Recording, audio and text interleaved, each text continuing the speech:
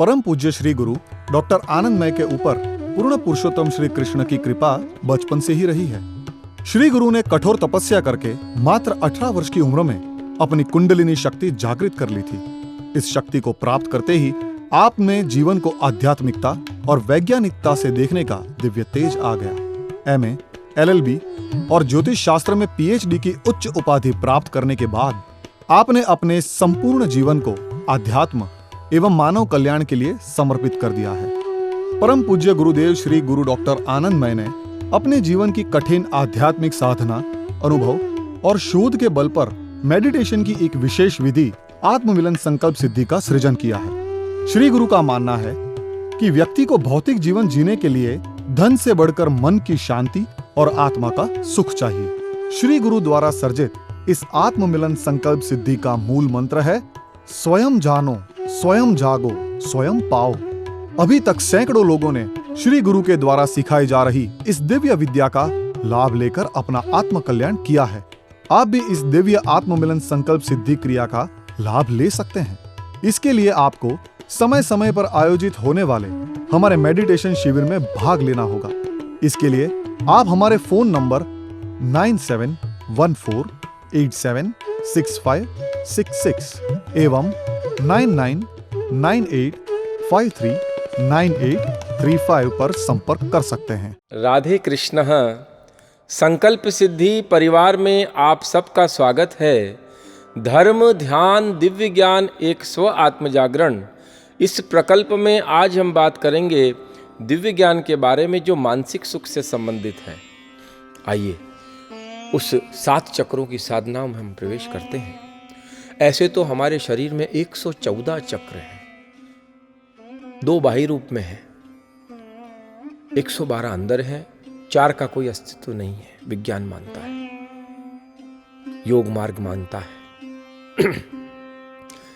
108 मुख्य चक्र हैं और उनको बांधे रखने वाले ये जो 7 चक्र हैं उनको समझना बहुत जरूरी है। 7 ही वार होते हैं, 7 ही ग्रह होते हैं, 7 ही चक्र होते हैं और इन 7 के सिवा जीवन में हमारे पास कुछ नहीं है। वो 7 दिन ही तो वर्ष बन जाते हैं और वर्ष वर्षों में बदल जाते हैं और वर्ष सदियों में बदल जाते हैं और सदियां युगों में बदल जाती है। हमें समझना है ये 7 चक्र क्या है। पंच तत्वों को मैंने आपको समझाया, पृथ्वी, जल, तेज, वायु और आकाश। इन्हीं पंच तत्वों से हमारा शरीर बना है और 5 ही हमारी इंद्रियां हैं। चाहे आप चक्षु इंद्रिय लें, चाहे आप घ्राणेंद्रिय लें, चाहे आप श्रोतेंद्रिय लें, चाहे आप त्वगेंद्रिय लें, चाहे आप रसेंद्रिय लें, ये 5 इंद्रियां हैं और इनकी 5 ज्ञानेंद्रियां हैं, 5 कर्मेंद्रियां हैं और उनका मालिक मन है। मन, बुद्धि, चित्त और अहंकार। मन और मन के साथ उसकी 5 ज्ञानेंद्रियां, 5 कर्मेंद्रियां और बुद्धि, बुद्धि के बाद चित्त और चित्त के बाद अहंकार। तो मन, बुद्धि, चित्त, अहंकार मतलब हर व्यक्ति का एक अपना अस्तित्व, सबका अपना अपना अस्तित्व है। मेरा अपना अस्तित्व है, आपका अपना अस्तित्व है, सब अपना अपना नाम रखते हैं अपना, मगर मूल रूप से हम है तो मनुष्य। मूल रूप में एक हो सकते हैं पर अस्तित्व सबका अलग है। तो मन, बुद्धि, चित्त और अहंकार, यह हमारे अंतःकरण चतुष्ट, इसको वेदांत मानता है। मन जो कुछ देखेगा वो इंद्रियों को देगा, इंद्रियों उसमें विकार जगाएंगी, प्राप्ति करेंगी, छोड़ेंगी, जो है वो सब चलता रहेगा।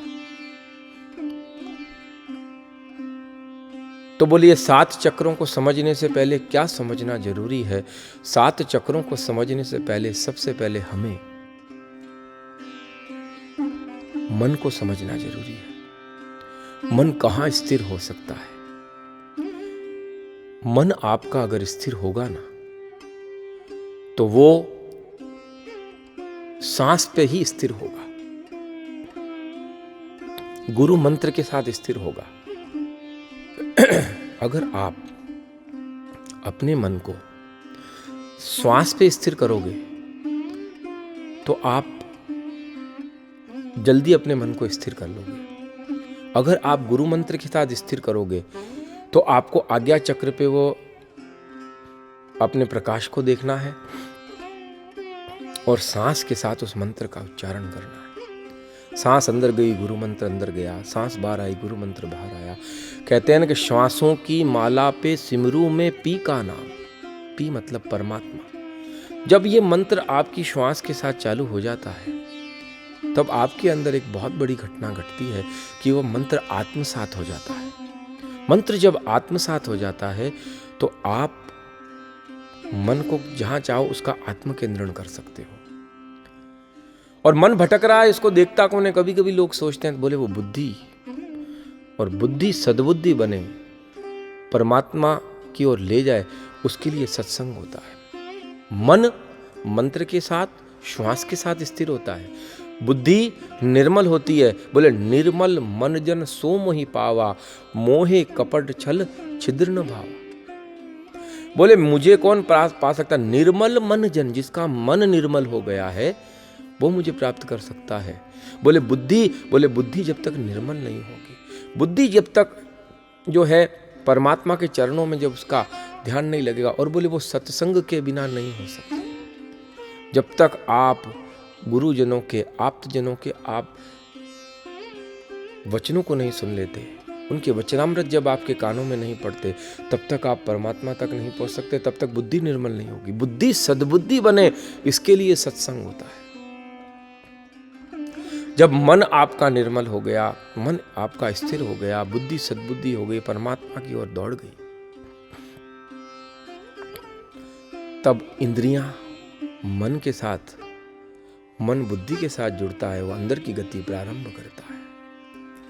मन ने अंदर की कहते हैं ना अंतर्मुखी मन, जब अंतर्मुखी मन हुआ, इंद्रियां भी अंतर्मुखी हो गई।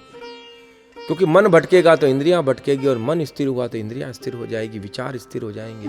शून्य की तरफ आप जब यात्रा करने लगोगे, स्थिर होते होते आपके जीवन में घटना घटेगी कि मन इंद्रियों के साथ, बुद्धि के साथ जुड़ जाता है। बुद्धि भी जब अंदर की ओर गति करने लगती है, और बुद्धि, मन और सब जाकर के चित्त के अंदर समाविष्ट हो जाते हैं, चित्त के सारे विकारों को नष्ट कर जाते हैं, वो आविशित हो जाते हैं। आविशित। इसका जीता जागता एग्जाम्पल है कि राजा अकबर गिरिराज जी की तलेटी में पधारे और कई दिनों तक रहे। नंददास जी ने एक कीर्तन को गाया था कि जा रास में प्रिया पीतम लिपट निपट करे रास। उस रास को उन्होंने दर्शन किए उस अलौकिक चक्षुओं से, और रूप मंजरी उनके साथ ही वहां मौजूद थी, जो राजा अकबर के सैनिक की पत्नी थी। दोनों के अंदर प्रभु की कृपा हो गई और वो रास के दर्शन करने लग गए। नंददास जी गा रहे हैं, रूप मंजरी भी उस रास के दर्शन कर रही हैं, और नंददास जी भी उस रास के दर्शन कर रहे हैं। यह कीर्तन किसी ने श्रवण कर लिया, लिख लिया और तानसेन जी को दे दिया। तानसेन जी गिरिराज जी की तलहटी में इस कीर्तन को गा रहे हैं। राजा अकबर ने कहा, ये तुम्हें किसने दिया? कि कौन है जिसने रास के दर्शन किए, क्योंकि मुझे भी उस रास के दर्शन करने। तानसेन जी ने कहा, मुझे उस व्यक्ति ने ये कीर्तन दिया। उसको बुलाया गया, बोले तूने ये कहाँ लिखा? बोले तानसेन और रूप मंजरी इसको गा रहे थे, वो क्या देख रहे थे मुझे पता नहीं, मुझे तो दिखा नहीं, पर मुझे बहुत ही मधुर लगा, मैंने लिख लिया। नंददास जी के पास में पहुंचे, आविशित दशा थी। मन के साथ इंद्रियां और बुद्धि चित्त की ओर गति करने लग गए। चित्त पिघल चुका था प्रभु के नाम स्मरण में, प्रभु की लीलाओं के दर्शन करने में। चित्त इतना ज्यादा लीन हो चुका था कि अब संसार का कोई क्रियाकलाप, कोई भी आसक्ति उसमें अंदर लग नहीं सकती थी।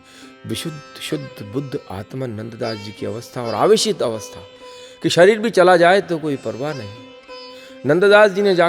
नंददास जी को जाकर के राजा अकबर ने पूछा, नंददास तुमने रास को देखा है? क्या होता है रास? नंददास जी ने कहा, मुझसे क्यों पूछते हो? तुम्हारे जो सैनिक है उनकी पत्नी रूपमंजरी से जाके पूछो, वो बताएगी। आवेशित अवस्था थी।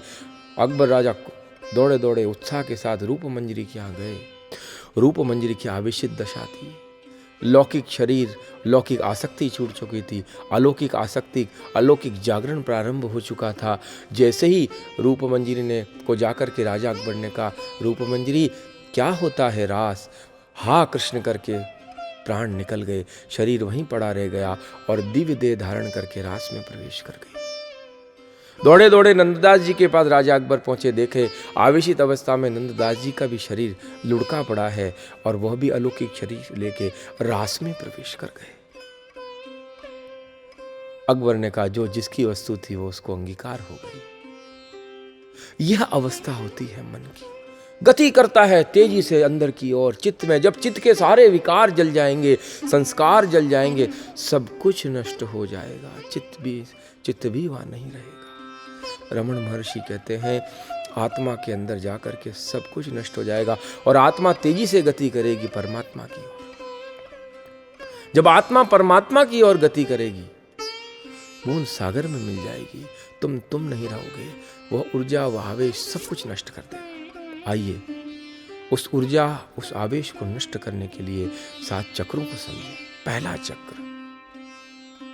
चक्र जिसका नाम है मूलाधार चक्र, जो मल और मूत्र विसर्जन के बीच का जो स्थान है उसको मूलाधार चक्र कहते हैं, जिसे हम रूट चक्र भी कहते हैं। वो हमारा रूट चक्र है।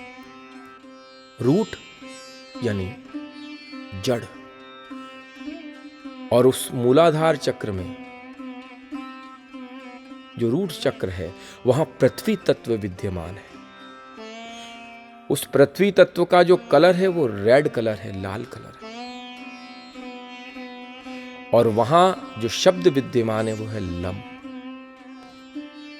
साधना में आपको 7 चक्र की बाद में सिखाऊंगा, केवल इसको समझो पहले।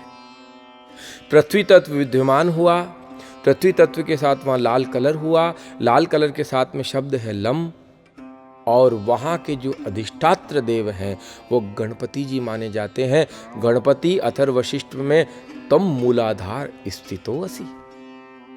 जी हां, पृथ्वी तत्व में गणपति। इसीलिए तो हम जब कोई शुभ कार्य करते हैं, क्योंकि इस पृथ्वी पे कर रहे हैं, उसके अधिष्ठाता देव जो है वो गणपति हैं। इसीलिए कहते हैं कि सुख करता, दुख हरता, विघ्न विनायक है, विघ्न नाशक है। विघ्न को दूर करने वाले हैं वो गणपति है। इसीलिए वक्रतुंड महाकाय सूर्यकोटि समप्रभ निर्विघ्नं कुरु मे देव सर्वकार्येषु सर्वदा। गणपति जो विघ्न को दूर करने वाले वो वहां विद्यमान है। पृथ्वी तत्व विद्यमान है, गंधवती पृथ्वी। थोड़े आप आगे बढ़े, एक चक्र को हमने समझा। दूसरा चक्र जिसको हम आपका सैक्रल चक्र भी कहते हैं, स्वाधिष्ठान चक्र। वहां स्वाधिष्ठान चक्र में जल तत्व विद्यमान है और वहां शब्द है वम। उसका कलर है ऑरेंज सैक्रल चक्र के अंदर।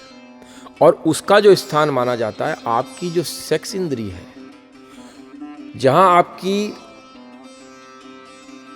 रीढ़ की हड्डी खत्म होती है और नीचे आपके दोनों कुल्ले की हड्डियां प्रारंभ होती है, वो स्थान उसका माना गया है। मूलाधार में कुंडलिनी शक्ति विद्यमान होती है, आपको फिर बताता हूं। वही कुंडलिनी जब उठती है तो धीरे धीरे सब चक्रों को खोलती हुई आगे बढ़ती है। दूसरा तत्व हुआ आपका सैक्रल चक्र, जिसको हम स्वाधिष्ठान चक्र कहते हैं। और वो स्वाधिष्ठान चक्र जहां जल तत्व की राशि है और उसके अधिष्ठाता देव हम मानते हैं भगवान शंकर को। भगवान शिव उसके अधिष्ठाता देव है। और यहां पर जब ये चक्र आपका जागृत होता है तो आपके अंदर ऊर्जाएं आनी प्रारंभ होती हैं, आप नई नई चीज़ों को सीखना प्रारंभ करते हैं, आपके अंदर से डिप्रेशन निकलना प्रारंभ होता है और आप धीरे धीरे इससे आगे बढ़ते हैं। नेवल यानी आपकी नाभि से आप ऊपर बढ़े, हृदय और नाभि के बीच में तीसरा चक्र है मणिपुर चक्र। मणिपुर चक्र जिसे हम अग्नि तत्व के रूप में जो वो विद्यमान है, उस जहाँ अग्नि विद्यमान है वहाँ तत्व है अग्नि तत्व, जहाँ अग्नि विद्यमान है उसको कहते हैं मणिपुर चक्र, सोलर प्लेक्स चक्र, जिसका कलर येलो है, जिसके अधिष्ठाता देव हैं भगवान सूर्य। पृथ्वी तत्व को समझा, जल तत्व को समझा, तेज तत्व मणिपुर चक्र भगवान सूर्य विद्यमान है और वहां का शब्द है रम। रम शब्द है, पीला कलर है, और जब आपका सोलर चक्र, अग्नि चक्र, मणिपुर चक्र जब जागृत होता है तो आपके अंदर अनंत ऊर्जा आनी प्रारंभ हो जाती है। नई नई चीज़ों को सीखने के प्रति आपके अंदर उत्साह आने लगता है, आपके अंदर डिप्रेशन जाने लगता है और आप दूसरों को भी ज्ञानवान बनाने लगते हैं। चौथे चक्र की तरफ आगे बढ़ते हैं। जब आपने अग्नि तत्व चक्र को समझ लिया, अग्नि तत्व को समझ लिया, अब उसके बाद आता है वायु तत्व का नंबर, जो हमारे हृदय में विद्यमान है, जिसका शब्द यम है। वहाँ परम्बा भगवती राज राजेश्वरी विद्यमान है, करुणामय मूर्ति, क्योंकि प्रेम हृदय में होता है, करुणा हृदय में होती है, सत्य हृदय में होता है, और अनंतता जो हमारे अंदर आती है, लोगों को क्षमा करने की, कंपैशन जहाँ होता है, लव जहाँ होता है, फीलिंग्स जहाँ होती है, वो हृदय में होती है, और वो माँ के बिना नहीं आ सकती। अनंत करुणा जब जगती है, जब आप रोते हो, प्रभु के प्रसाद के को पाकर के जब आप रोते हो और आप मानते हो कि मेरे अंदर वो आ गया, बोले यहाँ इस चक्र के खुलने के बाद में आपका हृदय आकाश खुल जाता है, वो कमल की तरह खुलता है, जिसका कलर ग्रीन है, माँ विद्यमान है जहाँ। मैं अकेला ही चला था मंजिल की ओर, रास्ता मिलता चला गया, कारवां बढ़ता चला गया। श्री गुरु डॉक्टर आनंदमयी के द्वारा श्रीनाथ जी की नगरी नाथद्वारा राजस्थान में बनने जा रहे SBK कैंसर चैरिटेबल हॉस्पिटल के निर्माण में आप दान करके हमारे इस प्रकल्प में जुड़ सकते हैं, क्योंकि इस हॉस्पिटल में कैंसर से पीड़ित गरीब मरीजों का इलाज एकदम मुफ्त में किया जाएगा। हमें आपकी सहायता की जरूरत है। दान के लिए बढ़े आपके हाथ हमारे उजड़े जीवन को फिर से संवार सकते हैं। प्लीज हमारे लिए दान करें। कोई मां अपने बच्चे को कैंसर से तड़पता नहीं देख सकती, ना तो कोई पत्नी, ना पति, ना बहन, ना भाई, ना पिता, ना माता। परिवार का एक भी सदस्य कैंसर से पीड़ित हो तो दर्द पूरे परिवार को होता है। आइए भारत को कैंसर मुक्त बनाएं। दान के लिए हमारे ट्रस्ट का नाम है Radhe Sharanam Manav Kalyan charitable trust. Account number 038414500082। RTGS एवं NEFT या IFSC कोड HDFC 000384। आप दान करके अपने को पुण्यशाली बना सकते हैं। श्री गुरु हाल में बड़ौदा, गुजरात में निवास करते हैं। संकल्प सिद्धि परिवार के साथ जुड़कर धर्म, ध्यान और दिव्य ज्ञान एक स्व आत्म जागरण के द्वारा आप स्वयं अपना आत्म कल्याण करके सुखी हो सकते हैं। श्री गुरु जिन्होंने ज्योतिष शास्त्र में PhD की है, ज्योतिष से संबंधित कोई भी समाधान, ध्यान की कोई भी टेक्निक या श्री गुरु के द्वारा संपूर्ण विश्व में की जा रही भागवत कथा, राम कथा, सत्संग या मेडिटेशन कोर्स आप अपने क्षेत्र में करवाना चाहते हैं तो आप नीचे दिए गए नंबर पर श्री गुरु से कांटेक्ट कर सकते हैं। स्वयं आत्मनिर्भर बनकर अपने जीवन का कल्याण कर सकते हैं।